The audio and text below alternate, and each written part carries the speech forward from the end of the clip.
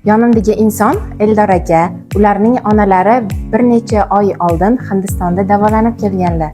Iltimos Eldor aka, Hindistondagi taassurotlaringiz haqida kuzatuvchilarimizga gapirib bersangiz. Assalomu alaykum.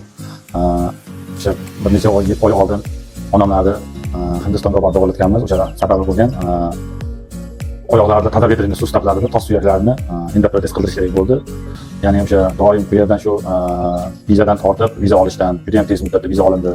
Viza olishdan to bu yerdagi doktorlar bilan aloqa o'rnatish, u yerga borganimizdan keyin bu yerdagi kutib olish, aeroportdan kutib olib, ya'ni kutib olishdagi xizmatlari bilan, undan keyin bizga shu yerda baribir til bilan bo'lgan qiyinchiliklar bo'ldi.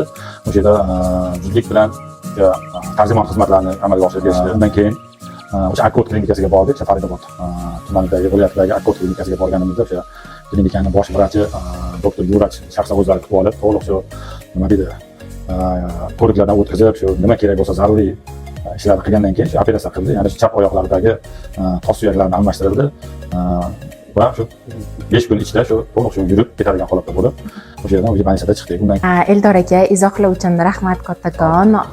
Onangizlarga sog'lik, salomatlik tilab qolamiz. Agarda siz ham Hindistonda operatsiya yoki lecheniya olishni xohlasangiz, ekranda ko'rsatilgan raqamlarga murojaat qilsangiz bo'ladi.